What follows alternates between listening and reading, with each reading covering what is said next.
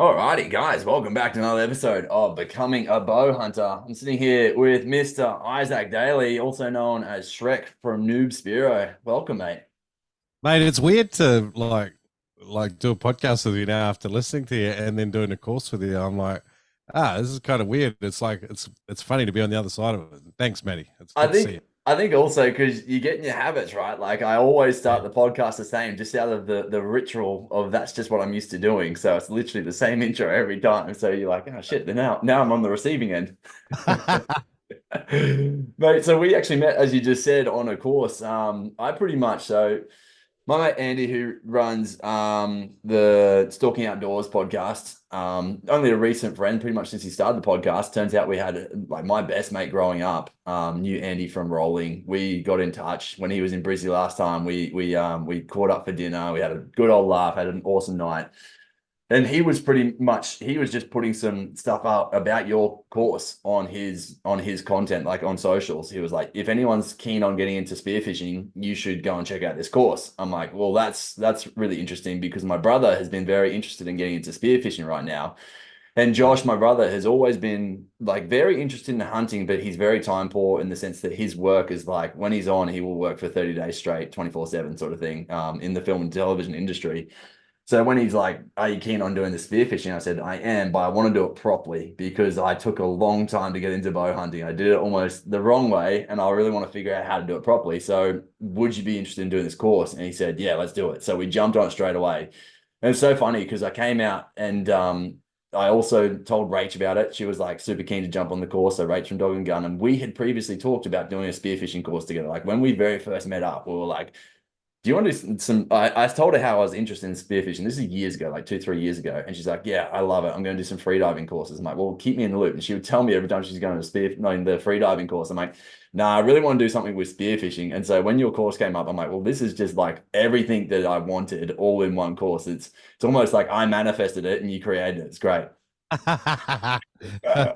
Mate, it was so cool, like to meet Rach as well. Like, I'd heard the ads for Dog and Gun Coffee on your podcast, and then I was like, hang on a sec, I was seeing all these people sign up. I've got Becoming a Bowhunter podcast, I've got Dog and Gun Coffee. Then we had Danny from Yoga Adventures as well. I'm like, I'm gonna have to stack my instructor team here to deal with all these bow hunting geeks. So it was cool, man. And cheap as her coffee. Like, I mean, you talk about it on the show, but we had it all course because she just brought it with her and stuff. I was like, we were spoiled. That's the most spoiled I've ever been on a course for coffee. Normally, I have to send people down the road to Bow Beans, which is about a 400-meter walk. But Rachel just, yeah, that coffee's good stuff, man. It's funny, and I like, I mean, obviously, I know it, I like it, I trust it, or I love it, I use it every day. But at the same time, it's hard to sometimes actually get across like how good the product actually is. Ah. And people are like, oh, it's a paid sponsorship. You're just saying it because you're paid to. I'm like, well, no, like I still buy their stuff every single month. They put out a new coffee just the other day, and I bought it because like I love their stuff. They do a good job with it, and so yeah, I don't know. They're also awesome humans, so I'm very happy to help and support that brand. Isn't that cool? I reckon that's the coolest thing about podcasting. It's like you have your own partners on, like people you like and trust and know. And then Hmm. it's so easy to do ads for people like that and sell their stuff because you know them and you believe in their stuff. It's easy. It's just like, I don't know, like if you sell some shit to your listeners, like are we allowed to swear on here? Sorry, Of I don't know. course, yeah, Yeah. of course. You're not going to have listeners for very long if you like some, I don't know, some friggin' weird sales dude. Definitely, yeah. And if you're pushing shitty products and they get something they have a bad experience with it, then it falls back on you, not necessarily the brand. So it falls back Hmm. on both. But yeah, definitely. Yeah. So, bro, how did you get into podcasting? I think we kind of have a bit of a similar story, just on other ends of the sports. Yeah, I was working like a blue collar manufacturing job, like a really sort of boring job, 99% just sitting there real sedentary, and then 1% absolutely crazy machinery stuff, and you'd have to be really onto it. But 99% of the time I was just sitting there and I'm not real good at being bored. I just started listening to podcasts and lots of podcasts, and this one podcast, Entrepreneur on Fire.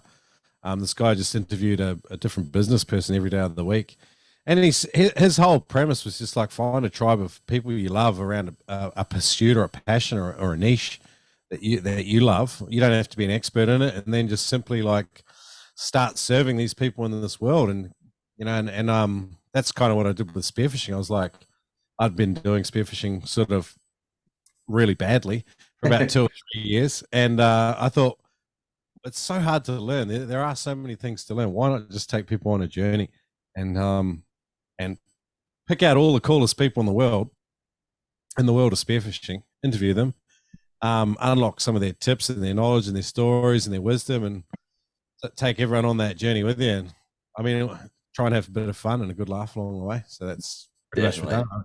Have you found most, like, two sides of it? Have you found that the community's been very accepting of it? And then the other side of it, have you found that the people are pretty keen to jump on and share their knowledge? Yeah. Both of those things. Like, obviously pretty slow growth with the podcast. I found like it was just pretty much my mum listening at the start. 2 years later, I think my mum had maybe convinced some other family members to listen as well. So supportive. I didn't see growth, but like, I remember talking to another guy on a hunting podcast, and he was like, I was like, how many downloads do you get a month? And he's like, 20,000. And I was like, wow, that's, because we were flat out getting 1,000 at the start. It was crickets. And it just slowly built. And obviously, like, the more sort of people you have on, and the more some of them want to share it with other people, like that helps people find your podcast. And then the word of mouth builds. Word of mouth's massive for growing podcasts. Like, definitely. I don't think there's any other way to really grow a podcast. Like, that's the most powerful way, is to actually just make a good show and people just tell other people about it. Yeah, I agree. So, I mean, with that being said, obviously, if you're listening to this podcast, you should share it with your friends. You should share Shreks with your friends too as well. But no, it's so true, man. It really is. Like, and I feel so honored whenever I get tagged in a post, like, oh, you should go and listen to Becoming a Bowhunter. I'm like, yes, it's working. But yeah, at the same time, it's almost like it becomes a bit of a selfless act in a sense, because you're recording, you spend a lot of time, you do a lot of things, and obviously you get a lot out of the podcast. Like, there's a lot of joy and opportunities that come from it. But at the same time, you're sharing to a big audience within that as well. Yeah. And in recent years, like, I've been going nearly 10 years. In recent years, it's become even more cool, because like, I have patrons, and pretty much the value proposition for them is like, you're an investor in the podcast, basically. But every dollar that you put in, I spend on doing trips where I go to different parts of the world and do live interviews and go spearfishing with people, and hopefully connect with a few patrons. And like, I done the Three Kings off the far Northern Cape in New Zealand, chasing a yellowtail kingfish with the men's world record holder and the women's world record holder. You can't pay for that trip. Money can't buy that trip. Yeah. And that's the kind of opportunities I've had in because of the podcast. And last year in October, I got to go to Western Australia and travel north for 20 hours of driving and just see, like, this country, Australia. Yeah, it's so amazing, man. Like, and until you sort of get out and get amongst it, and I mean, it sounds easy, but it's not really. Like, particularly, there's financial barriers to all of this stuff, but these opportunities came to me through the podcast, man, and I'm eternally grateful for it. Like, I've had some amazing adventures. I love it. Yeah, no, I can't agree more. Actually, even driving, like, out west now, driving through countryside and whatever, like, that's transitioned a lot for me compared to what I used to think of it. It always just to be long, boring trips, versus now I'm like, yeah, whenever I go on the countryside, I just really appreciate it. I'm always looking for critters when I'm out and about. It kind of just transitions your mindset a lot. When did you guys start running the courses? I only started running them around the first one in January this year. So that was my first spearfishing course. And I started it up with a guy, Kieran Limpus. He's in town, works at Adreno. I ran the first two courses with him, and it was really great because Kieran has quite a lot of experience in and around sort of some of the competitive scene and stuff like that. So he brings a different aspect to it than I do. Like, my thing is more, I come from probably more of a classical teaching approach, like I learned to teach English. So I have a very strategic approach to skills acquisition and getting through that sort of putting together all of the rungs on the ladder, so to speak, so that they can get up to the top of it. Whereas I think a lot of spearos, they might have fairly high competence at spearfishing, but they have no idea how to teach, to give that knowledge to other people. And it's a very sort of, yeah, where so Kieran was kind of that dude for those first couple of courses. He provided that sort of high level competition stuff, and he's really good with gear as well. If you're ever in the Adreno Wollongabba store, he's a great guy to help you out with gear. But and then so I sort of, but I put more of the teaching prospectus together, the plan and the strategy, and then I like communicating too. I love seeing other people win. So it's kind of, yeah, it's working.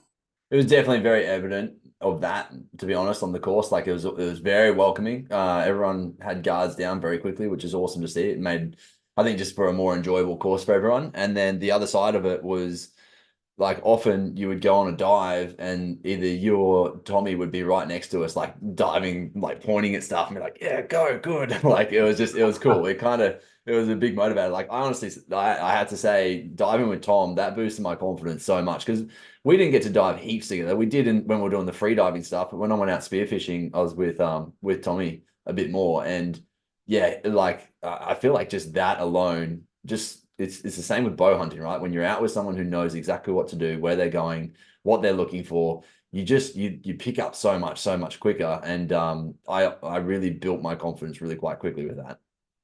If you had 50 Tom Sandstroms, you'd just take over the whole world, I reckon. He's an absolute like Definitely high level knowledge, like diving ability far beyond what you might think, because he's pretty self-deprecating and very humble guy.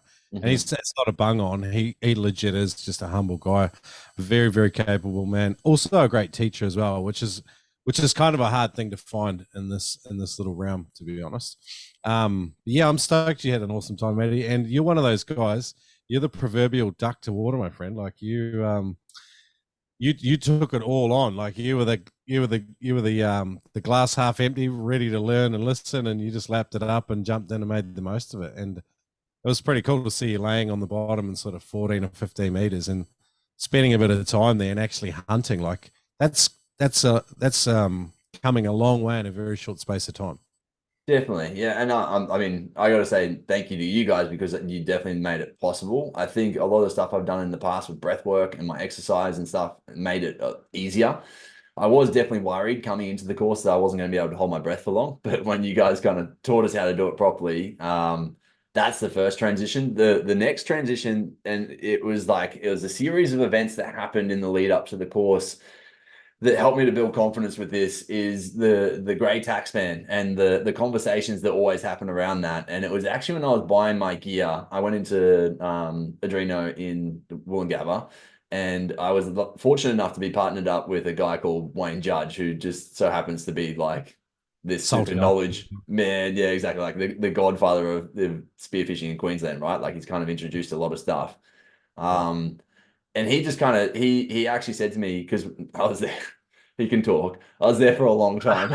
Great guy. But yeah, he can talk. I think I was there for maybe like 5 hours, 4 hours, something like that by the end of it. And he said to me, he's like, no matter what happens when you get out in the water, there's going to be circumstances where you have gut feelings and you probably want to follow them. But at the same time, you're also going to have a lot of other people's clutter that comes into your thought process when you're in the water, that might cloud your thoughts on what's going to happen within with sharks. And so he's like, you really need to go out and experience them yourself before you understand what it's actually going to be like. And you need to stand your ground, because they are a risk averse type of creature, which is pretty crazy to hear. You're like, yeah, easier said than done.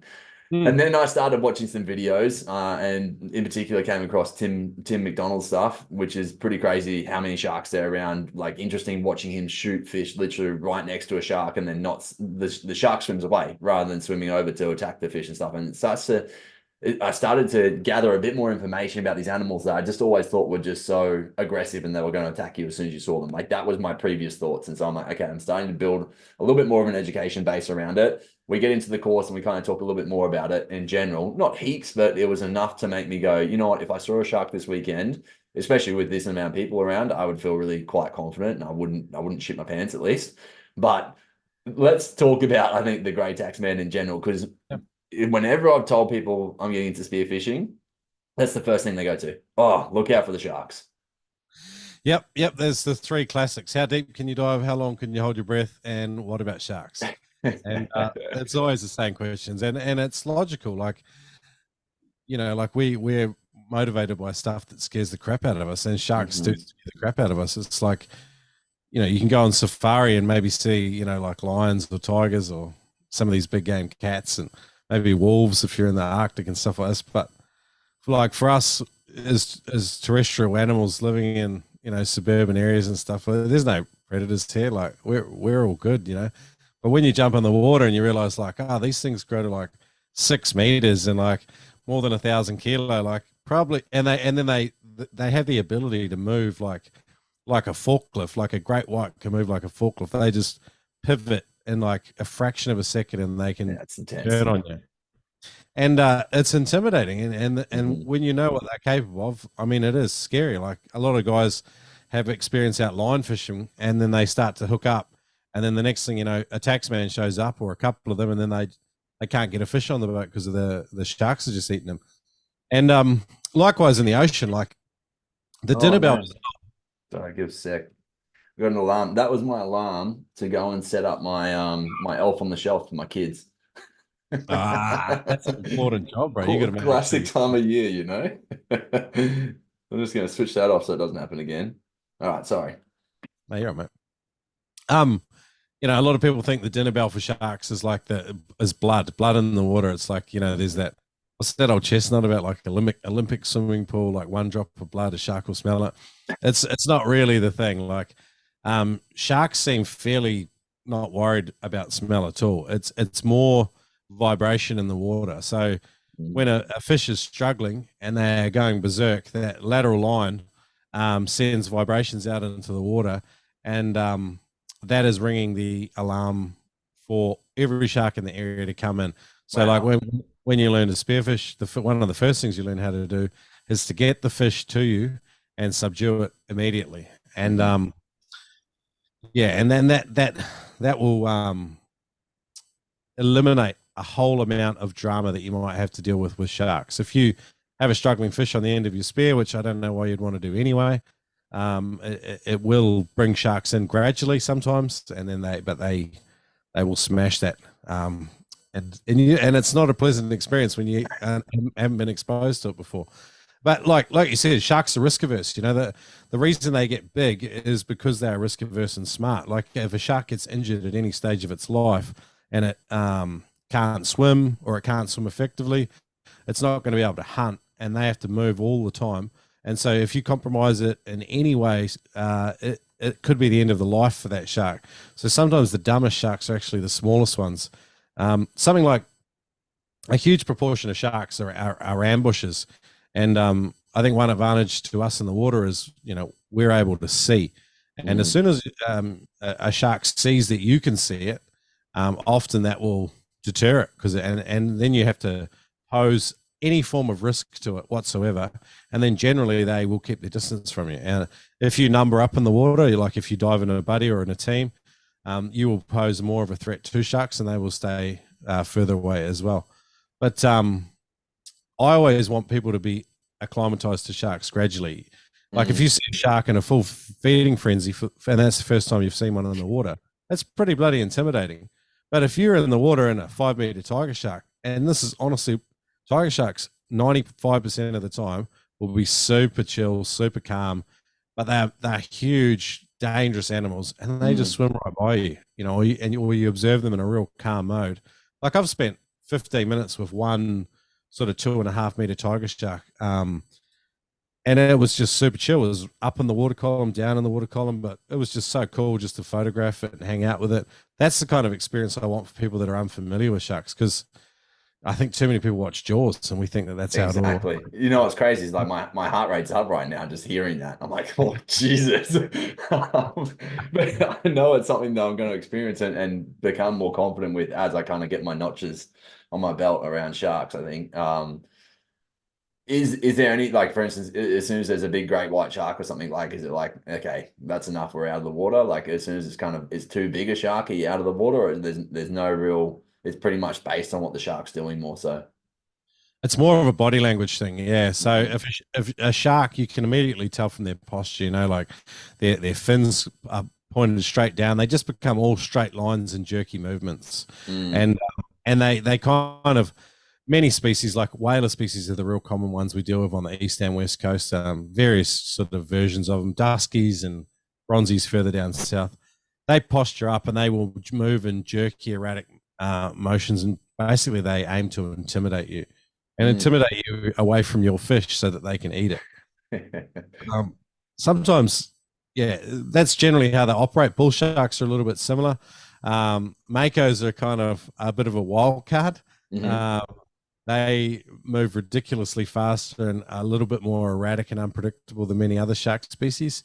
If one of them was erratic with me in the water, I would definitely be up and out more or less straight away.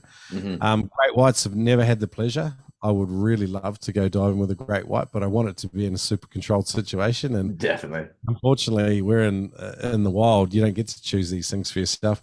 But I know a lot of guys that have done it. They've enjoyed time in the water with them as well. But it's kind of one of those things where you make the call. The thing is, like, you're in a boat, you're on a reef. How far do you move? You know, exactly. You can go 2 kilometers in a boat. That great white can cover that distance in about 25 seconds. You know. Like, or it seems like that. Maybe I'm exaggerating slightly, but yeah, body language is the big one, and numbers, and you can just kind of, you get a vibe. Again, intuition is informed by experience. The more time you sort of have in the water with them, you kind of get a bearing on it.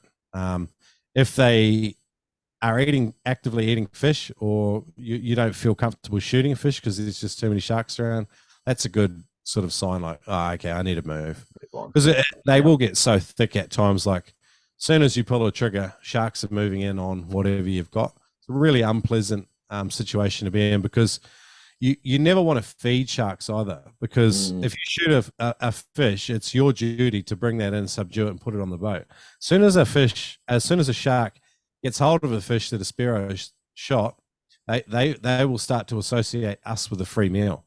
And you definitely don't want that association, because otherwise Spearos drop over the back of a boat and sharks show up straight away.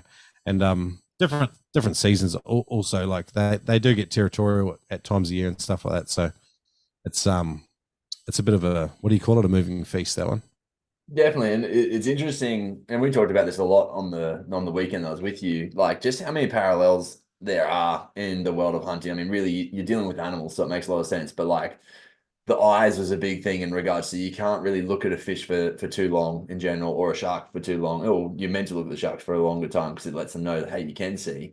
But even just like the animal instincts and what the animal's doing, and so much of bow hunting is about making sure that you're watching the animal, seeing what its ears are doing, seeing what its tail's doing, seeing if it's in a relaxed mood or if it's onto you, and just kind of really paying attention to all that stuff. And what I found super interesting was when you dive down to the bottom, you will see fish and they will run away from you very quickly, or swim away from you very quickly, if you're tense. And it's like that vibration thing you're just talking about makes a lot of sense, where it's like, essentially, we all put out vibrations, right? We all put out energy. And so if you're down the bottom, you're stressed and you're anxious and you're like, oh, I got to shoot something, there's nothing to be seen. Versus when you go down, you can actually relax. All of a sudden, like, a barren land can turn into something pretty fishy pretty quickly if you're relaxing in the right state. It's pretty cool just to watch that happen. Yeah, we're manipulating curiosity a lot of the time as well, as you kind of, whereas a lot of the time you guys are just straight ambush hunting, I guess. Exactly. But, like, understanding and having a level of self-control, like, obviously you guys have precision with, releasing an arrow and getting your posture right and awkward shooting positions and stuff like that. With spearfishing, I guess we have some of the same parallels. It's like, you might see the fish of a lifetime, but if you give any indication of that fish that it's really important to you, that fish is going to read your overt predatory body language and just make a beeline for, the edge of the viz, and that'll be the last you see of it. So it's a real, I think that's part of the delight. Maybe, and hunters feel the same thing. It's these two opposing forces. It's like this unrestrained excitement, and then you've got to apply this real heavy level of personal restraint in order to be able to put yourself in a situation where you might get a shot. Definitely. It's definitely a really good way to manage your anger management. That's for sure. Like, you really have to learn quickly. And it's the same for bow hunting, right? If you go out and you're swearing your head off and you carry on like a pork chop, you're gonna scare off everything. So You can't get away with too much. Actually, it really reminded me because we don't like with deer and stuff in particular. They are pretty like curious in a sense, but they won't necessarily come in on too much. This little guy was a little spiker, a little fallow buck. My only fallow buck that I've taken. Yeah, He nice. actually he saw me on the side of the hill. Like I was laying down and I was trying to stalk up to him. And he saw me and he's like, "What is that?" And I reckon he must have thought I was a snake or something. Like he came in for a closer look. I reckon he's going to try to stomp me. And he came in close enough and I kind of ducked behind this tree and he saw that I was actually bigger than what he thought I was. And he ran off and then had to look back. And that was when I shot him. Like I had a 40-meter shot at him. So it was interesting that it was literally curiosity killed him. And I don't think that happens as much in bow hunting. Like it's pretty much the it's not the rule of thumb, but it's the method that you're trying to use a lot in spearfishing. Yeah. I think sometimes too, like, like I hear stories of hunts. I mean, that was a good example of one. Like, like my mate's bow hunting story. I went out bow hunting with a mate, and we were driving around for ages, and he was doing little stalks and stuff. But I just pulled up on some water, and there was like a pig 20 meters in front of the vehicle. He had put his and packed his whole bow away by that stage. I literally popped the boot on the vehicle. He went around to the back, assembled the bow, and then shot what was his first pig. And I was like, then sometimes spearfishing's like that too. It's like, especially when you're starting, it's just, and you kind of just take your wins and you love them, like, you shot, you shot a few fish though on I your shot like first. 6 fish. Yeah, I was stoked. Oh mate, so good, so good. I And honestly, I went in thinking if I could shoot one fish this weekend, I'll be stoked. And so I like 6 times that. It's incredible. what was the best fish out of all of them? You got a couple of flatty, didn't you? Well, yeah, I got some flatty. I got the spotted sweet lip and the brown sweet lip, which you guys all say are mother-in-law fish, but I was actually stoked on both of them. That spotted sweet lip was actually pretty nice. It was pretty good to eat. And then I got a swordtail, which I came home and did your Shrek Viche with, which is Oh yeah. your version of the ceviche. And I gave that to the family, and I gave them Tommy shot a squid and he gave me that. And then I also took home a flathead and I cooked all of that up for them as like a 3-course meal. And yeah, they loved it. I was stoked. And I reckon that's the gateway drug to spearfishing and hunting. It's food. 100%. It's pretty much what also gave me like the green light. My wife was like, "Look, we eat a lot of venison. Can we mix up the diet? Can you get into spearfishing? Can you get us some fish?" I'm like, "Yes, I can." Well, you've got a skill set too now where you can feed yourself and you can feed your family, and you come away with it. I think, confident of being able to replicate that on your own or with you. I mean, obviously with a buddy, but with you, hopefully with your brother. Mm. Yeah, we just need to get him. He was having big issues with equalizing all weekend, so he was sick in the lead up to it, which didn't help. And hopefully he can kind of figure that out. But I mean, Rach was a great example of that. Like she literally she'd done 4 freediving courses. This was her 4th one where she had massive issues with equalizing. And she spent literally a year equalizing every single day. And she came in and she did the 10-meter dive. And it was so cool just to see how pumped everyone on the course was for her. Oh man, that was awesome. Like it was that was ecstatic. Tom and I were just like, we were absolutely wrapped for her. So good to see someone break through. When you have a really like tough struggles in order to do something, I think it makes it all the sweeter when you achieve it. And like 100%. I had her out, I think that night for a free spearing session, and we were losing light, and we had like 3 meters viz. And I took her down for this dive, and we were under a tree, and it's like getting dark at night time and 3 meters viz. And most people are feeling a fairly high level of anxiety. She was just killing it. She was just in there looking for flatty, confident as, spending bottom time. And there was a remarkable transformation from where she was on that in that first sort of line dives. Like it was so cool. Definitely. Yeah. I think I mean, realistically, I really think you guys and what they're doing up at Koga Adventures, like it's all very similar in the concept of how much you can transform someone's journey within a few short days, essentially. Like it's really a fast track method. Well, I did the same as you with spearfishing, like I jumped in at all the wrong spots, so you weren't even allowed to go spearfishing there. My dive buddy was equally clueless. It was the blind leading the blind, except my buddy would get seasick with the mildest swell and just chuck his guts up everywhere. Poor old seasick Mike. I think he lasted about 18 months of trying to go spearing with me, but we were doing what you were doing. We were smashing like brown sweet lip in enclosed waterways where you weren't even supposed to go spearfishing. And I wish that I didn't have the finance, to be honest, to outlay to go and do a course. Yeah.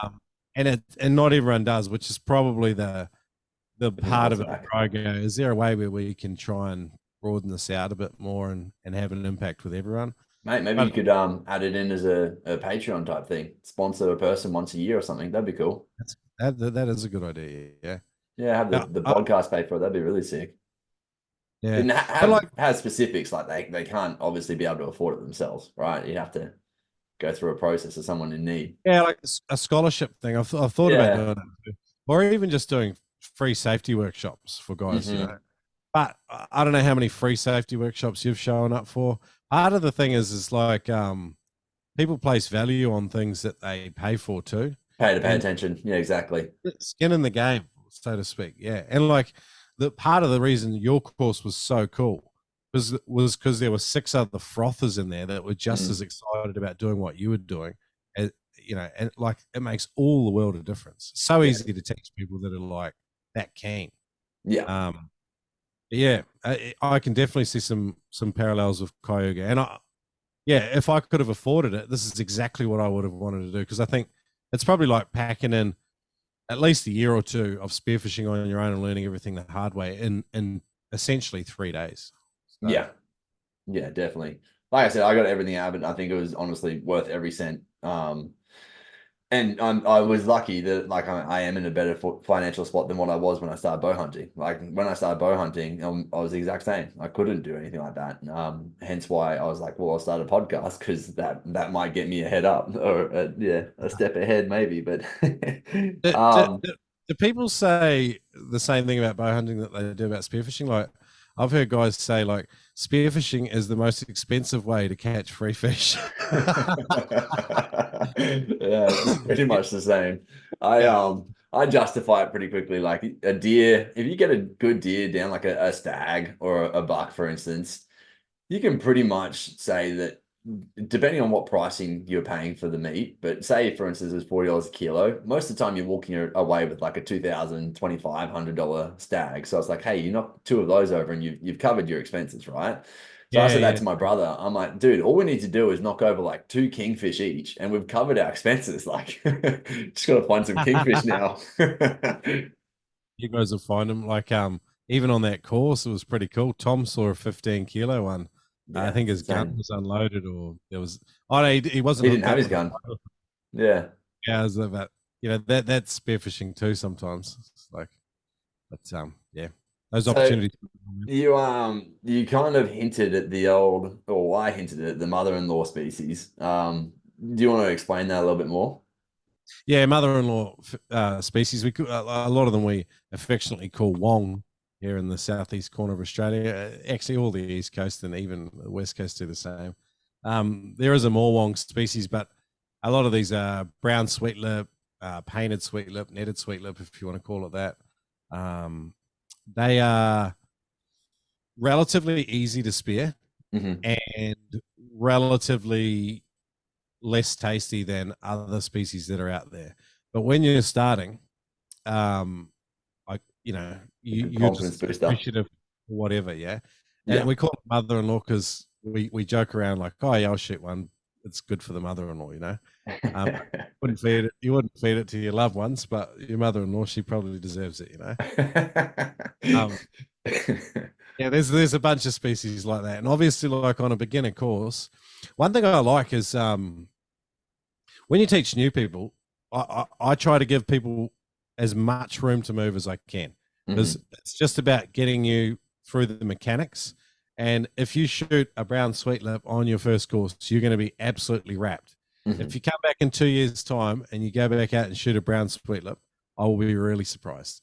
And it's like they are like really available, so highly sustainable species to hunt. They're everywhere. They're prolific. So it's great. It's great for beginners to shoot them, because most of the experienced guys turn their noses up at them. And sometimes with spearfishing too, it's like I might get schooled by a brown sweetlip. I'm not shooting any of them because if that school gets comfortable with me, other more sought after species might come in behind because they're not alarmed.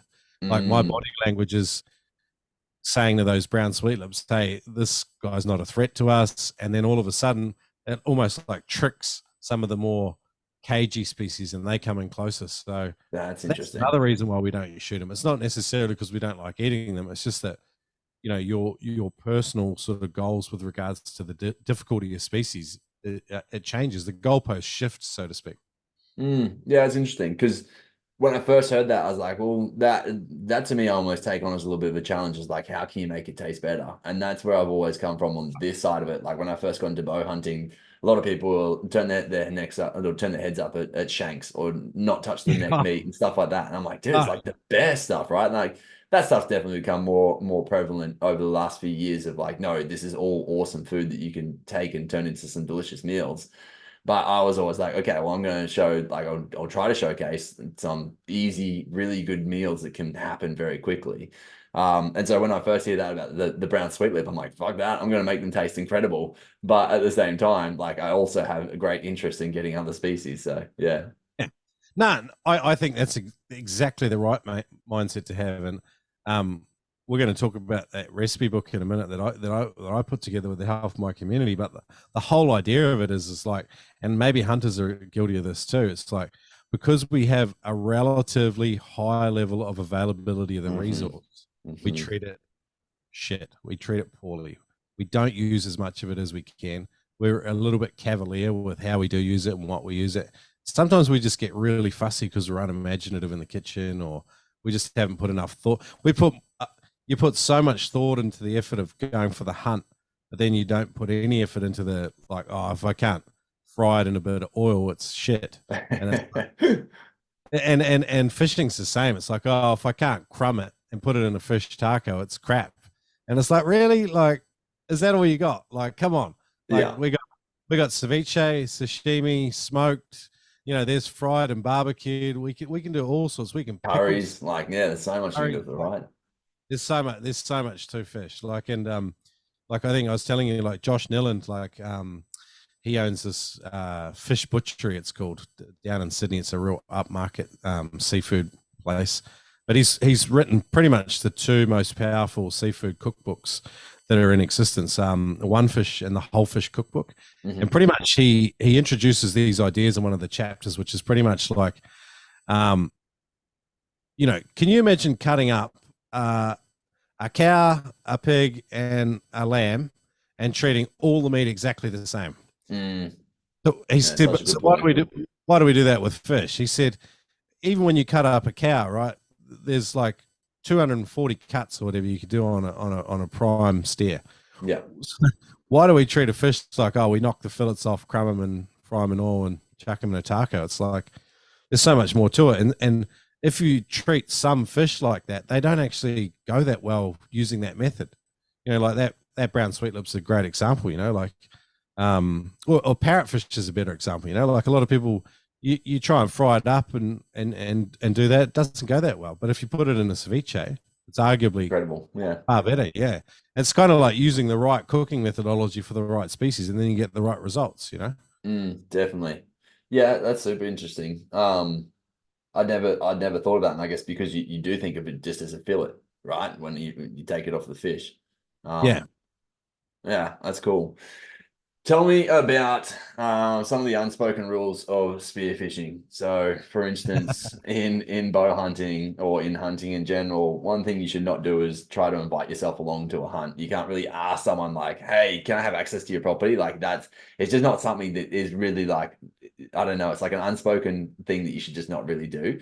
It kind of puts you in, it puts a stale taste. Like I guess if you're really good friends and you're kind of at the stage where you could potentially ask, then maybe it does work. But really, you're probably best off to be invited rather than asking to try go somewhere. What sort of stuff is there like that within the spearfishing world? Yeah, there's heaps of it. Like there's so much Hmm. of it. If you do get invited out with someone, and they take you to their secret spots, you should not go back there by Hmm. yourself again and you should never ever go back there with anyone else ever. If you just want to go there back there solo, maybe you could get away with it.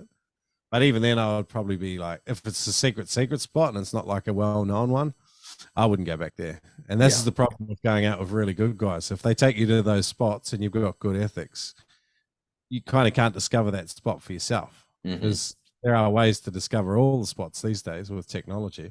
Yeah. That's definitely one of the rules. Breaking into a crew can be really hard. So what tends to happen is a crew of guys will get together and they dive together all the time. They know how everyone works on a boat. There's a level of competency, and there's also a level of trust, and there's a level of sort of understanding between the guys with communication, and everyone kind of knows how everyone works. And unfortunately, what happens is the doors shut, and unless someone leaves the crew, there's never any opportunity for anyone else to make it in there. Yeah. And so sometimes you'll find guys like off Brisbane, they've been diving together like 25 years. Yeah, wow. And they've not dived with anyone new for 20 years. And so very close circle to get into, a lot like land access with hunting. Yeah. But it's more access to experienced guys and boats. One way to get around it is to get your own boat. But not everyone has a cheap investment. Yeah. No, bring out another 1,000. But then filling a boat with experienced people is really difficult too, because they're not going to want to go out with an inexperienced skipper. Like, boats are pretty common like that. It's not a super scarce thing. It's like, yeah, you've got a great boat, but you don't know anything. It's like, so then it comes if you're teachable, and then all that sort of stuff. And I don't know. That's kind of some of the stuff. And then there's a lot of rules on the boats themselves, and then no one really gives you like a full induction of the boat. Like, hey, this is where the EPIRB are, and the life jackets, and this is where the first aid kit is, and this is how you use the two-way radio, and this is how my motor works, and this is the tilt trim here, and your hair's forward and reverse, and it's a really, like, no one shows you all that stuff. Like, so it's kind of like learning by osmosis a lot of the time, and then sometimes you get one shot out on these boats, and if you don't seem stuff it, you're gone. Yeah. I mean, it helps if you just got a great attitude and you're just frothing. Like, everyone likes to be around that energy, but everyone kind of wants you to learn as well. So it actually seems a bit more, I don't want to say this in the wrong way. It's because access in Australia and Australian hunting in particular is so hard to come by that it becomes a lot more closed off. And what I was going to say is it seems like it's a lot more accessible, and it's because it's public land waterways. Like, everyone can go out in the water. And so straight away there's no barrier to entry into where you can go, essentially. And that's what I mean by it seems more accessible. I think in the bow hunting world, there's definitely things you can do, and there's definitely paid blocks and places you can go to. Versus there is public land down in Victoria, and there's public land down in New South. You just have to go and do the courses and stuff to get amongst it. Like, you have to get your R license and stuff, and that's fine because it's part of the program. It's like getting a license in New South to be able to fish. Same, but very different. But it definitely seems a lot more accessible straight away. But then I think you've still got your human-based barriers that are always going to come up within, I guess, cliquey groups and whatever else. Yeah. Well, a lot of it's like, there's no license requirements for spearfishing. You can walk into a shop and buy a spear gun off the shelf. I personally love that level of freedom that we have. I think that's great. Same with the boat. Yeah. I love the fact that we have access to the ocean. Unfortunately, a lot of the green lobbyists are now trying to turn a lot of, the coastline into marine parks. And marine parks serve a great function. They can be a really good strategy, and I like them, but I don't like them shutting down all the access. Like, there was a marine park down south a little while ago where they were going to pretty much lock out 85 to 90% of the access for all shore-based spearing in one particular part of the world. And what you end up doing is you end up concentrating all that fishing pressure on the 10 or 15% of the reefs that are left, and there's nowhere safe for new people to learn. Because what you tend to do is go out shore diving, rock hopping we call it, and you just kind of do a apprenticeship, if you like. You learn how to dive safe, work with a friend, find fish, hunt fish, do everything safe, enter and exit, and your options are quite limited, particularly in southeast Queensland, where weather sort of prohibits us getting out like for huge parts of the year, and then swell, wind, rain, all of these things kind of play a detriment to the viz, and the conditions when they deteriorate, it's undivable it's unsafe. So you kind of do this apprenticeship, and you've got a smaller amount of dive days because of that inclement weather on the coastline. Whereas if you're in a boat, you can get out further and find the cleaner water out wider.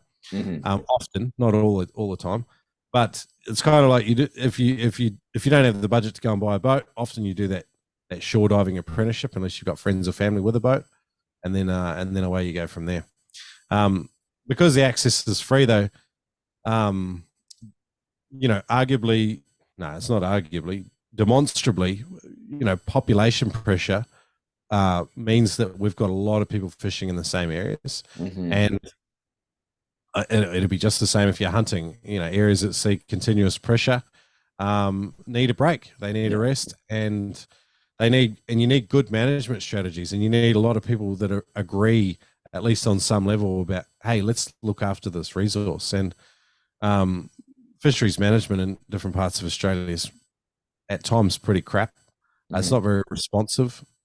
Oftentimes they're easily lobbied by very small minority groups with loud voices, and it's not often science backed. It's more just emotional bullshit thrown against the wall. And it's like, hey, we want to lock this down. Spearfishing is evil. Save the whales for Jesus. And it's like, it's funny how it's like a common theme across the world right now, right? Yeah. Yeah. And it's like, all of us are a big fan of like science-based fisheries management. Like and we talk about it on the course. Like, just because this is your bag limit or the minimum size limit doesn't mean it's an ethical fish to take. Like, your ethics should not be informed by the minimum statutory requirements. As you develop and become part of the ecosystem and learn more about fish, your ethics should adjust and adapt as well, and get stronger. Like we were talking about black spot tuskfish out on the course.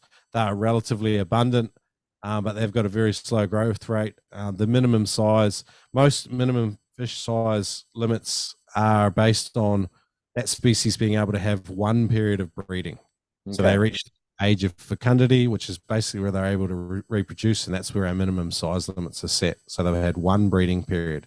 So with black spot tuskfish, relatively slow breeding, we would like to see that limit go up, probably 25% in the size. And we believe we would see more fish and better quality fish, because the yield on a 30 centimeter fish versus a 45 centimeter fish is they're not comparable. Yeah, and that growth rate's slow, but they're such a cool species when they get a little bit bigger. And but that's what I mean about your ethics shouldn't be informed by what they legislate. It's how like with a private land hunting, how does that work with herd management and stuff with terrestrial species?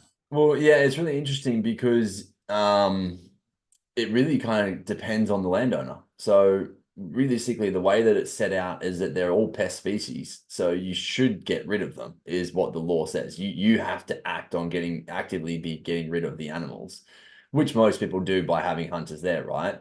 The thing is that when you want to try and have, for instance, if you're trying to breed out good genetics within a herd of deer, then you do have to take actions on certain types. Like if there is deer with what they'll call a cull head, so genetics where it's not quite right. So for instance, like these heads behind me where they've got the different, this guy's actually a good version of it. Yeah, example of it. So essentially on this side, you can see he's got down the bottom here, he's got these 3 different tines that come off. On this one, he's actually missing the middle one. So that would show that it's actually not great genetics. If they've got all 3 tines in the bottom, then they're a better quality deer. So this guy's actually got really great genetics. That guy could actually be counted as a cull stag, meaning that they're not going to pass on the great genetics. And they say that can kind of come because of many different bits and pieces, but they're saying that eventually that's going to create potentially an issue in the herd. And that's a very minimal base of that. But something like that could then, if you give it 2 or 3 generations, that's when you're going to get some pretty mong heads, is what they'd call them, or malformations and stuff. So that's one variation, is like taking out the guys that are not carrying the good genetics. And this is another side to it, is the female side. And this is, I've had some very interesting conversations about this, because my auntie and uncle breed stud cattle, and they make a lot of their choices based on the girls, on the female. And a lot of guys that I've talked to are actually thinking the exact same thing about the females within the herds. The hard thing is that you can't really tell because you're not tracking them. So it is a tough one in that sense. So realistically, what most people do is they take out the males because that's what you can physically see is going wrong, essentially, versus the hinds or the does, the females, you can't really tell. So yeah, but a lot of people will just in regards to herd management, that's essentially what they would do, letting them grow from a young age. So for instance, and it's kind of the same sort of situation, right? When you're young and you're getting into the sport, you're learning. It's okay to go and take a spiker buck or something like that. Like that fellow that I showed you before, that would be a very young guy that has not actually bred yet.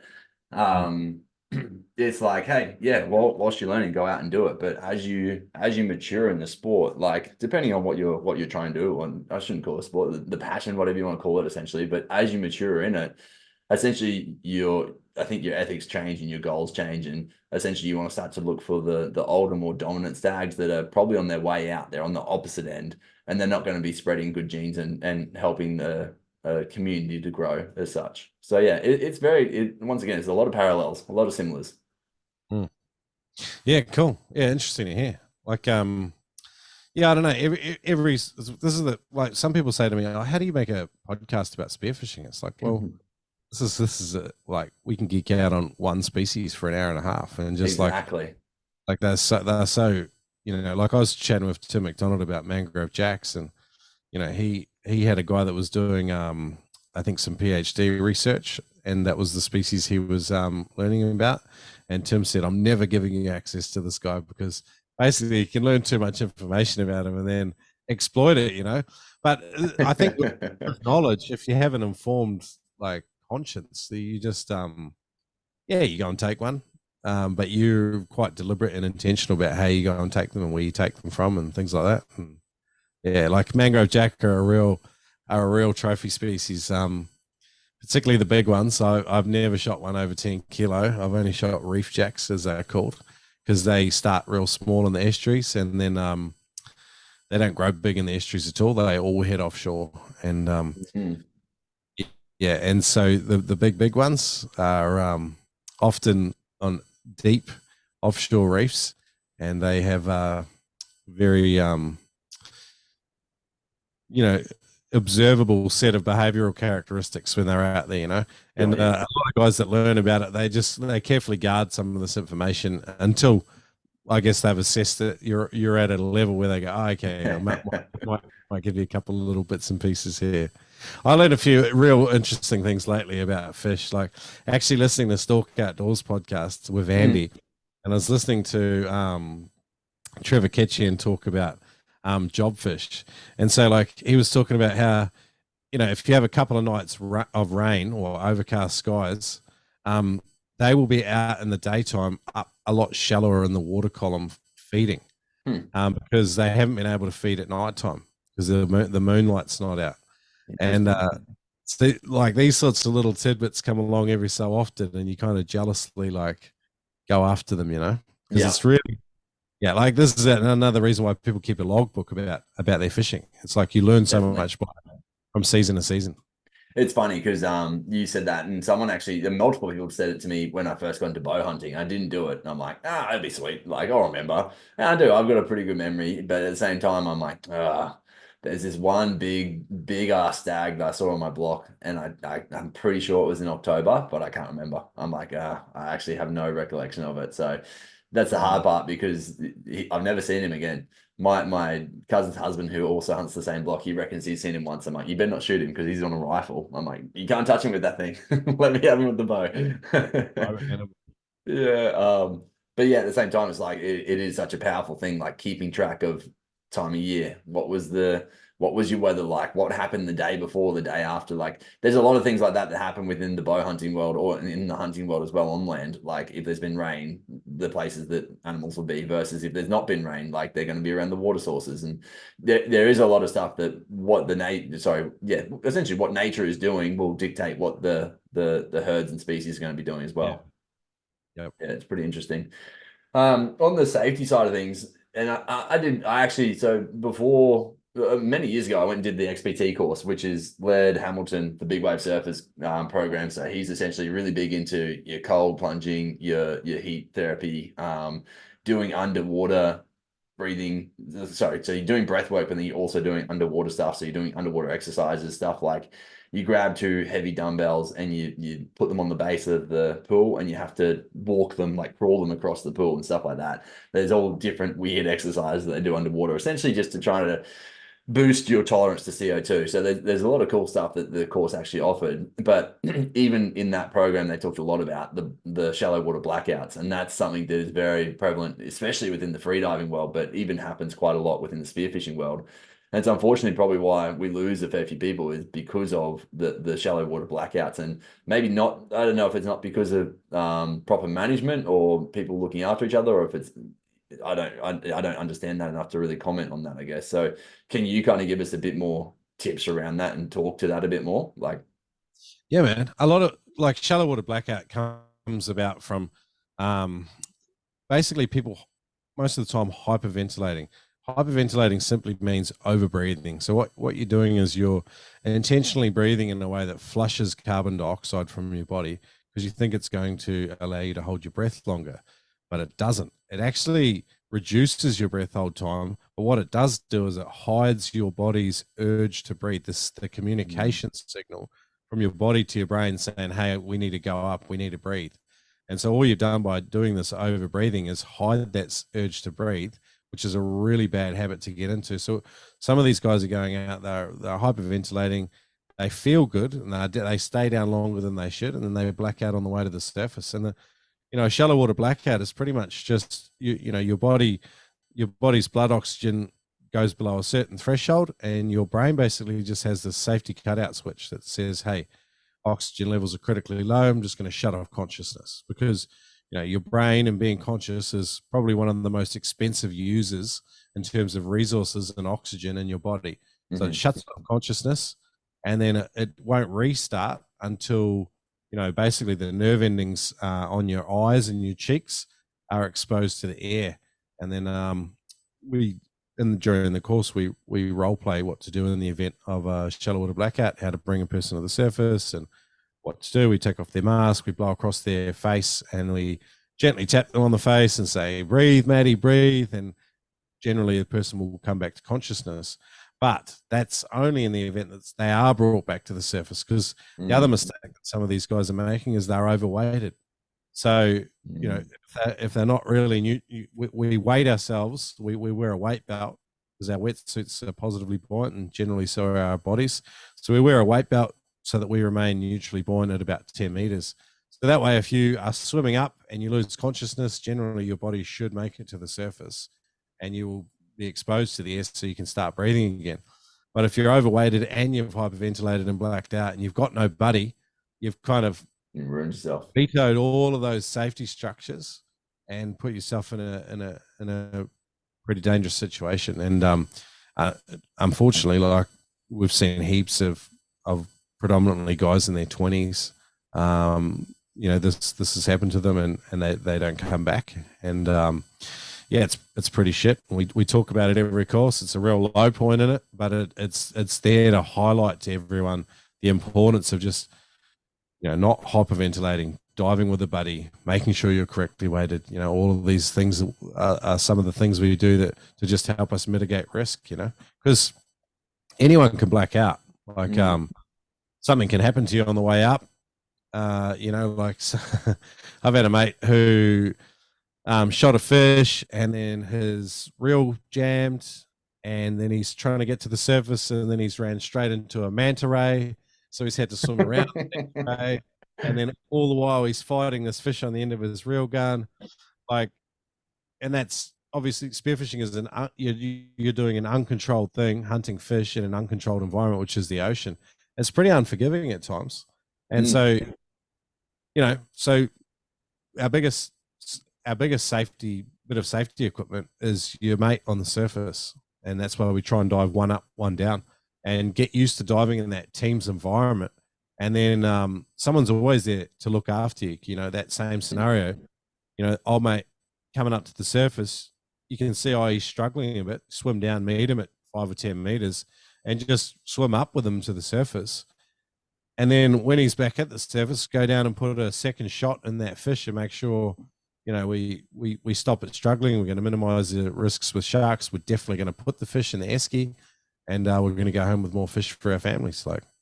But that team-based mentality around spearfishing, it's not everywhere, and it's not always adopted. A lot of the older guys just learnt how to go diving by themselves, and they still don't really like doing it, But if you're diving, if you're spearfishing like the way we are these days, like the only way you should do it, particularly when you're starting or you're ever diving anywhere near your limits, is with a dive buddy.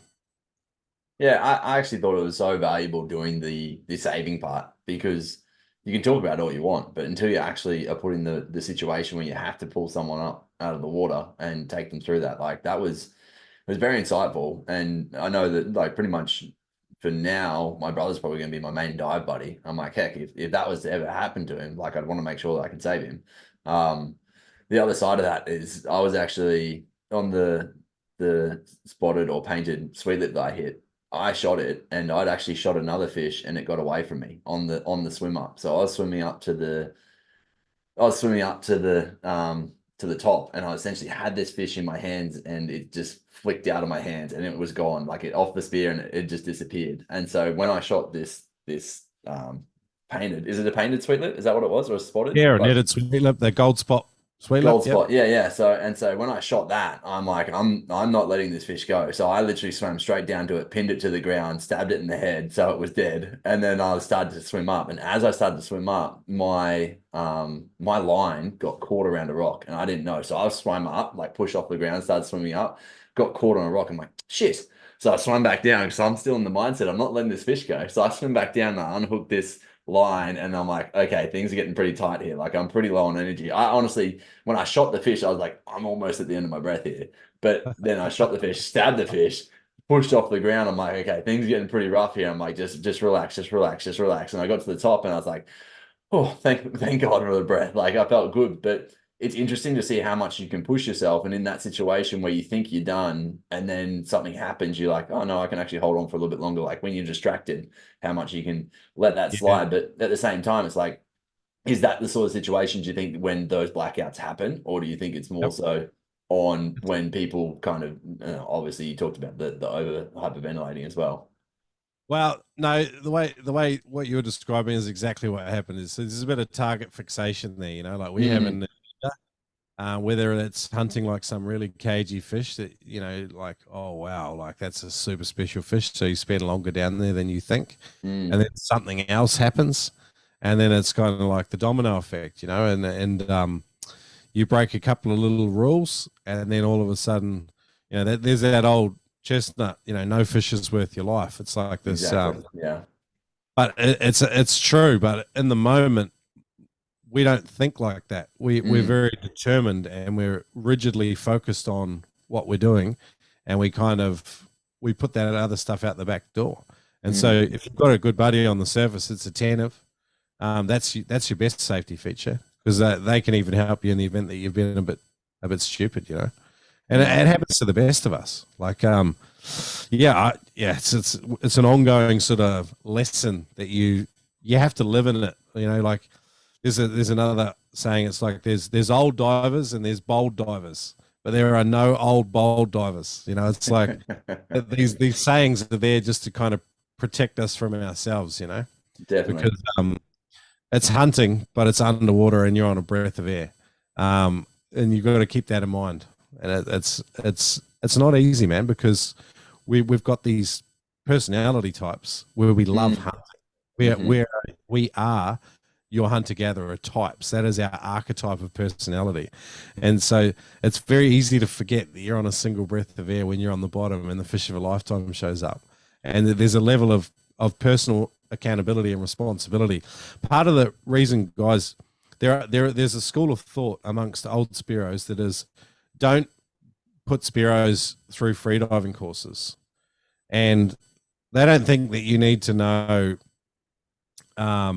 a lot of the stuff that we teach you, because their argument is you're teaching guys that are driving around picking up groceries and going to work, you're putting them in a Ferrari race car and putting them on a racetrack for a weekend, and then they're going to go back out on Monday to drive to work again or to the grocery store, and you've just given them all of these skills, technique, and knowledge, and they don't necessarily have the wisdom to make good choices in the context that they are in. Spearfishing is not freediving, it's very different. Freediving is like super controlled. They're on a line. Yeah. They're supervised throughout every stage of the process. They're doing these very deliberate, high performance athletic events, which is a single dive to a single depth, and it's all controlled. Spearfishing, we go out and we do 120 dives to 20 meters in a day. You come home and you're cooked. Yeah.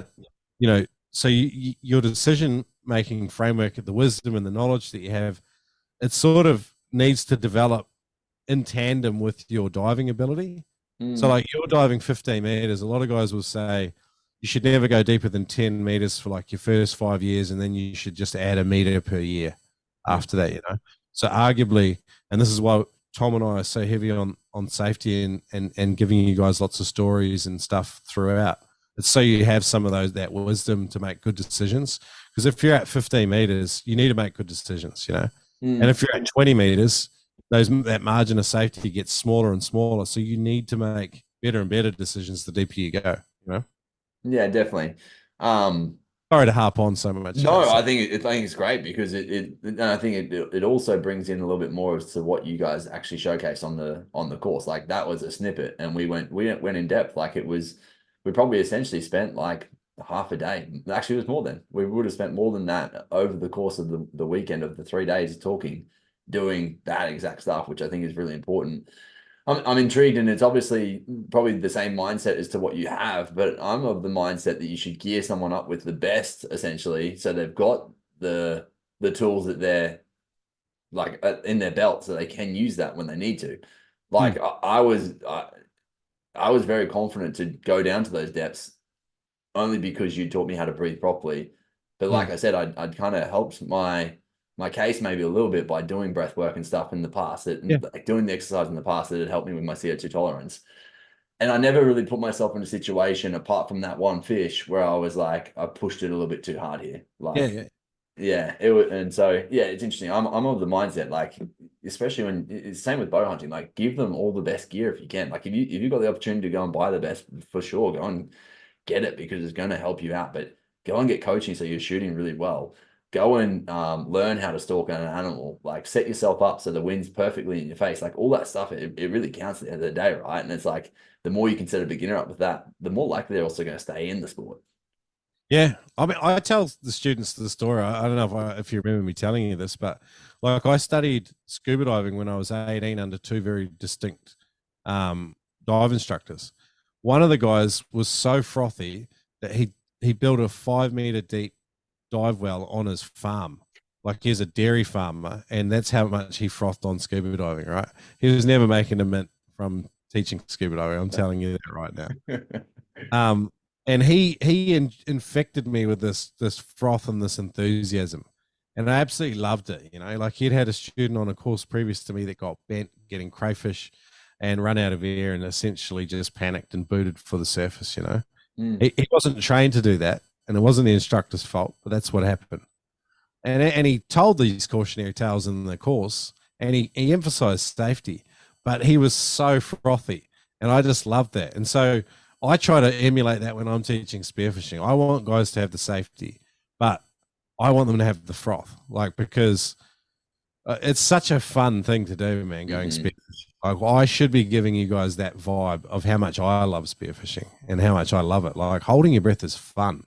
Like it's not scary. It's scary at the start. It's intimidating. It brings up anxiety. But like you saw with the course, like we do breath work and we steadily build this confidence and this belief in yourself. You understand the theoretical part of what's going on with your physiology.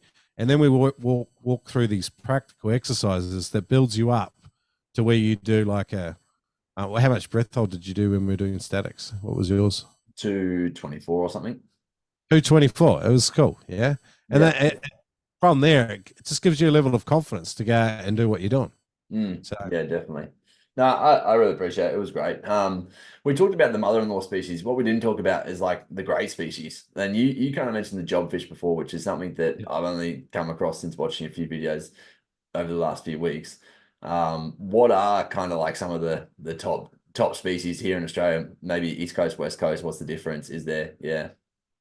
for some reason on the West Coast, they frown at snapper like pinkies, uh, Chrysalis auratus, I think is the Latin off the top of my head. I'm pretty sure I've got that right. It's not even a snapper. It's actually yeah, it's a bream species. But anyway, the snapper is like the epitome. Like if you are off the southeast Queensland and you shoot a 5 kilo snapper, you are the man. Yeah. Wow. Like you can get lucky. You can get really, really lucky and just be in the right place at the right time. But they're super cagey, difficult species to shoot. Likewise, a jobfish over 5 or 6 kilo is an absolutely amazing thing. But we get moo or large eye sea bream. There's so many like really, really cool species. Occasionally off Brisbane, you can shoot coral trout. It's more likely a sunny coast species or further north. They're not super difficult the further north you go. But in Brizzy or on the sunny coast, very highly regarded. Super good tasting fish. Some of the bigger fish, the pelagic species, everyone thinks are like, the other ones you want to hold up in a photo for Instagram or whatever. But sometimes they're actually not the most difficult species, like Spanish mackerel can be, once you've sort of mastered a level of self-control with your body language and you've had a couple of goes at it, Spanish mackerel can be quite easy to shoot, and Okay. up a 15 kilo species, 15 kilo fish is pretty cool. Same with kingies. Kingies are even easier than Spanish to hunt once you get going. Having said that, I still love smashing them. So even though the level of difficulty is not super high, I love eating them and I love hunting them. Well, it's funny because you guys asked us like, what would be the top species you'd want to hit, and I was like, kingy, like top of the line, like straight away for me. And even now, I don't care. I'm like, I'd love a kingfish. Oh man! And when you get one, that will be a fish that stands out in your memory forever. And like I don't know if hunting's the same, but with spearfishing, the first time you hit a species and take it home, that is the most memorable one by far. Definitely. I mean, until And you kind of up. I mean, yes, that's true. But then there's also like, then you also chase the bigger and better ones, right? yeah, and they're the other ones that stand out for you too. But Mm, like I think after you shoot your first kingy though, the next best thing is getting your mate onto one yeah, because definitely. there's something cool about putting other people on a fish too. It's like really rewarding as well. Or seeing another person get their first of a Hmm. species, like it's like it kind of helps you remember what it's all about. Definitely. And Yeah, it's funny because hunting's very much like that as well. You see people, once they've done a fair bit of hunting, they're like, I actually prefer to put other people onto an animal. Like that's what really gives me the kicks now. Yeah, it's interesting. Like we said, there's just so many parallels. yeah, 100%. I wanted to ask you about shooting, like Mm, what like bow hunting, you're under tension the whole time before you release. Um, but spearfishing, it's more like a crossbow, isn't it? Like it's like you're yeah, on essentially it's and a more of like trigger. an aim, yeah, aim and shoot, almost like a gun, but not because it's one-handed sort of stuff. It was interesting because Tom actually said to me, he goes, a lot of people will just look at where they're shooting or they'll look down the barrel. Like you pretty much have both versions. Yeah. And still to this day, I'm actually not really sure what I do. I think I look at where I'm going to shoot and that's how I do it. So But that's triangulation. So your brain and your eyes are making calculations based on where you're looking and where you think you want to shoot. mm, And that's why some guys will push out with their hand before they shoot because it gives your brain more information, like that solid straight line of your gun pointing towards in the direction that they want to shoot. Um, whereas some people, yeah, they like sighting straight down the barrel. Most of the best guys all just use this kind of instinctive triangulation type method. yeah, Um, because spearfishing is a dynamic environment. You don't always have your body positioned in the correct direction for where the fish approaches you. You know, mm, you might be in a lay, between a boulder and a bit of reef, and you're looking out over a bit of sand, and then a fish comes from, your, down by your right knee, and you're busy maneuvering around, tracking your spear gun around. So you're actually shooting with your left hand and you're right hand dominant. But these are the scenarios that come about in spearfishing. And I think the most successful guys with shooting are the guys that can kind of just shoot anywhere. Adjust to that. It's so interesting because bow hunting in particular, like so much about what we do comes down to your shot process. And if you can make that shot process the same every single time, and like to the extent where it's a laborious task in a sense. Like I literally spent 30 days shooting multiple arrows, like up to 50 arrows a day at 1.5 meters, just to get used to my shot process and going Is that through the that. Joel Turner shot IQ thing? It actually wasn't Joel Turner stuff. It was or I don't know if it's a hybrid, but yeah, Ian Summers, one of the local guys here in Brizzy, he taught me, he's got me onto it straight away. He's like, look, you just need to pull through, make your shot like very consistent in everything you're doing. And he's like, essentially, if you can shoot at 1.5 meters and get it right every single time, you can tell when you get it right as well. You just feel a good release shot. Okay, that was perfect. When you then go out to 50 meters, if you can get that exact same shot, you know that your shot's going to hit the place. Like your bow's tuned, so your bow's going to do exactly what it's meant to do. It's the dickhead holding it that's going to make the issues, and the shot goes in the wrong way. I think having process to these sort of meta tasks are really handy. Like Joel Turner, I don't know if you've heard him talk about it. He's great. Open versus closed loop. You know, like if you're unaware of the process around some of these complex activities you're doing, if something starts going wrong, you're unable to fix it. Yeah. You know, like, I always talk about it with duck diving, you know, even if you break the process down into like 4 words, you know, it makes it so much more memorable. What are you laughing at? The game? I'm laughing. There's a story I thought about. I'm like, should I tell it or not? It was my first duck dive in front of Tom. He goes, Matty, come down with me. There's a floodie down here. I'm like, oh, sick. And he goes, yeah, just you dive down and I'll come down after you. And I go to dive and the water was just so murky on top. And I pulled. I just didn't go down at all. And I just pretty much paddled along the top of the water. And I turned around and he goes, yeah, you're probably going to need to go a little bit deeper than that, mate.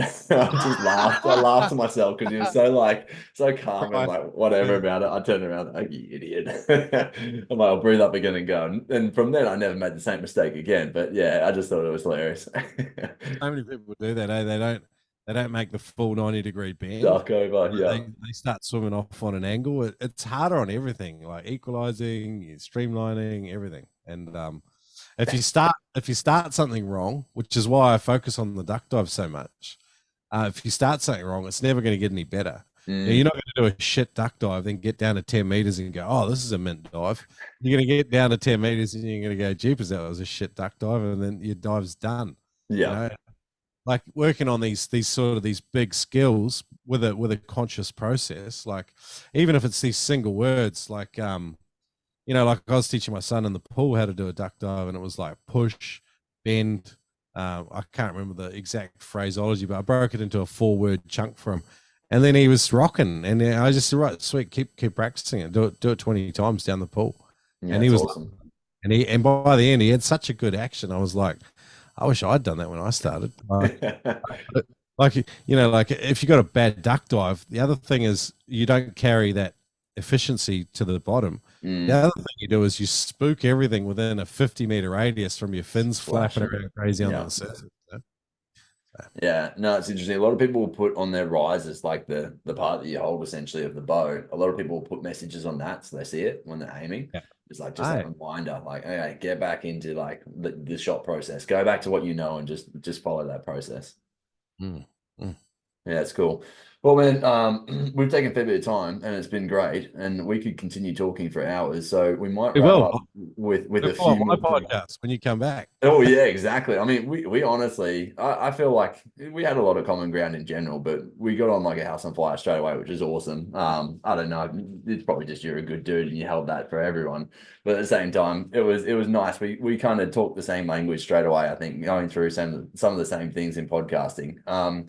What are maybe some future endeavors that you've got coming up for A, your podcast, but B, the course? Like what courses do you have coming up over the next year, that especially this beginners one? Like if there's anyone who's listened to this, I can't recommend the beginners course enough if you're looking to get into it. So what do you have coming up in regards to that? I've got a whole bunch of stuff that I'm concepting up. The Mhm. beginner courses are going to keep going. The intermediate courses are probably going to be like an annual thing at this stage. And we also do a Whit Sunday sail and spear trip, which is pretty cool. So we use the pro sail vessels off Whit Sundays, and we sail out to some of the outer reefs and spend 3 days just diving pristine reef systems and just cooking up what we eat and having an absolute blast while we're out there. It's pretty cool. That's incredible.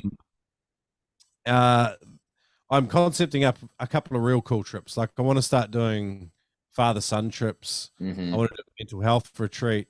Yeah. I want to like it's a great tax write-off if you've got a business. Mental health retreat. I can have a couple of keynote speakers, but the focus will be going spearfishing during the day and having a good time, Definitely.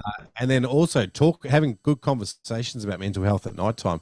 Hmm. And around a campfire, but like intentional. Like if you have a keynote speaker, even if someone just talks for 45 minutes and we break down into some deeper conversations after that, like very much my vibe. Like that's kind of real actionable stuff to me. It's not the like I don't know. A lot of the support lines and stuff I hear talked about, I just don't know that it's making a great connection with a lot of the guys out there. Agreed. Yeah.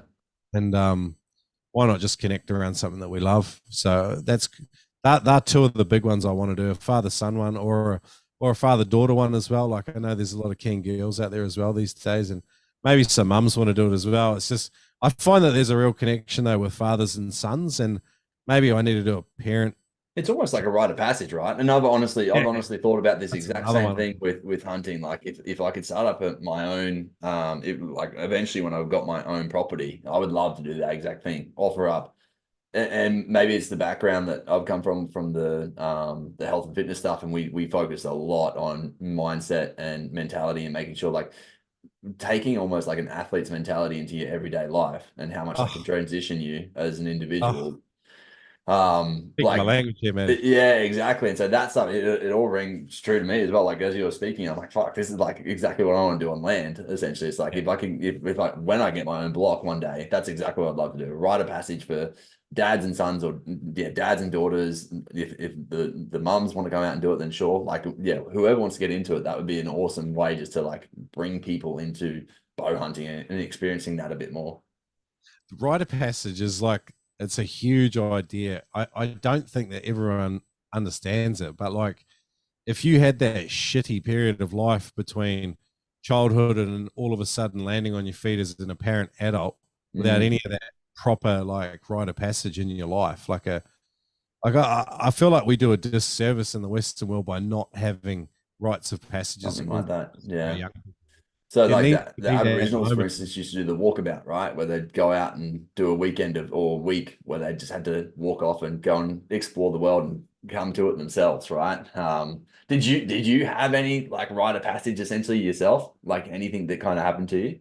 I did all the classic dumb ones, like we go out and get mad, get drunk, and think that somehow makes you a bloke, and then you know, peering into some women, and like these are all like really poor rites of passage that teenagers themselves have invented in Hmm. place of us, how a society's supposed to function. They're maladaptive ones, and I did Definitely. all the wrong ones, which I think has made me passionate about wanting to do the right ones, particularly like for my boys, and like I would love to see all of them do that, and being surrounded by the most important male figures in their life, and Mm. just like I don't know, I just think we're missing such a big opportunity on creating healthy males and healthy men. I strongly agree. It's like I think even some countries maybe still do it in the sense of like the compulsory army stuff that they have, and Yeah, like even yeah, if it's just a year, right? Like in Singapore, they still have it. I yeah. almost feel like that sets people up a lot for adulthood. Like young men, it just kind of kicks their ass into gear a bit and gets them going. Um, It's funny that social science falls quiet on the societal success of having compulsory military training, because Korea do it as well, and there's a lot of Scandinavian countries that do it too, and mhm, those countries are like some of the most patriotic, well-rounded that are out there. I would love to see definitely. some of the more progressive social scientist types take a look at that and have a look at the evidence and talk about it. That'd be cool. It would be cool. Yeah, I honestly had like it wasn't a rite of passage as such, but I actually saw a counselor when I was 19. I was having some pretty shitty times essentially, and I was in a stage where I just wasn't sleeping. I essentially formed like a form of insomniac that was going on, and I was going through a rough time, and I went and saw a counselor, and I had one session with her, and it was really transformative for me because she was like, essentially, you're looking for a father figure and you don't have one in your life. So you need to be that father figure for yourself. She's like, you've got an inner child that you need to look out for, and you're not looking out for him right now. You're waiting for someone externally to come and do that for you. And that, for me, that was so transformative. Like, as a 19-year-old to hear that and be like, okay, so I can be my own dad, essentially, like step into being this massive role model for yourself. It was just so interesting that something as simple as a word like that string of sentences can just transform and really pivot the way that you're going to, I think, move forward with your life. Like, I already had some big plans and stuff, but at the same time, it was really quite transformative. And it's funny that just like that, like there's just a simple communication and something that I hadn't thought of. And essentially, it's not necessarily a rite of passage, but I think that's essentially what a rite of passage can do for someone. Yeah, Is man. a 100%. transformative weekend can just move you in the right direction and put your head straight. Yeah. How special to be part of someone's life during that transformative moment too. Mm. Like, I love spearfishing, but if I could merge those two, Oh, like, 100%. and I would do that for sure. I would do that at the drop of a hat. I honestly think there'd be so much in it. Like there would definitely be. There'd be a market for it for sure. Like with troubled teens, or parents that are just having issues with connecting with their kids. Like there'd be something in there that's very powerful. Definitely. Yeah, dude. So Noob Spearo is your podcast. You do an incredible job with what you got going on. 10 years worth of content that's up there. Pretty crazy in the sense of like you've literally covered pretty much everything you need to know. And the cool thing is that there's still more and more coming, and it's getting bigger and better with every episode. Outside of Noob Spearo, where can people follow along? Where can they follow you on socials and whatever else? Oh, Noob Spearo on Instagram or Facebook's pretty good. People like probably honestly like I have someone else run my Instagram these days. I don't really like Facebook. If you really want to chat or drop me a line, just Shrek at noobspearo.com. Just email me, and I'm always happy to field personal inquiries and meet people. It's how stuff's really done. I find a lot of the social media stuff pretty friggin' boring, man. Definitely. I honestly, like, because I do essentially my job is to help brands with their marketing, right? So I get to my own. I'm like, I couldn't be fucked. Yeah, yeah. I'll reshare some stuff, but yeah, I try to be pretty active on it. We actually completely forgot to talk about this, which is your book, your cookbook, which you were talking about briefly before. So 99 Spearo recipes by the Noob Spearo community. Tell us about this a little bit, because we're going to give away two copies of this. It's false advertising. There's 158 actionable seafood recipes for the everyday diver. Some of those ideas I chatted about earlier in the show, like Josh Nillen's books, pretty much this book is about just making it more actionable for everyday people. So you get home after a big dive day, you don't have 4 hours to cook an elaborate meal. So most of the meals are like 30 minutes or less prep. There's 158 by 72 different Spearo chefs. But some of the coolest parts of it, there's these cornerstone content guides. So there's a 4-page guide to like from when you spearfish to how you should get it ready for cooking. Like Amazing. Icky Jimmy, the whole process, gutting, bleeding. We walk all the way through it, and dry aging. There's a guide to hot smoking fish. I love it, mate. As a labourer, I love that book for sure. The worst thing about it is the cover. I'm sorry. You put on a good smile for it. No, that's awesome. I haven't exactly figured out how we're going to do the giveaway yet. It'll probably be an email opt-in. And so by the time it comes to this being released, you would have heard it at the start of the podcast. So go back and listen to the start, once again, the intro, and I will have explained exactly how you can enter the draw to get in on this one. But we're giving away 2 copies of the book. It's absolutely incredible. I've cooked, as I said, the Shrek Vice from it. I didn't really get to any others because I was time poor.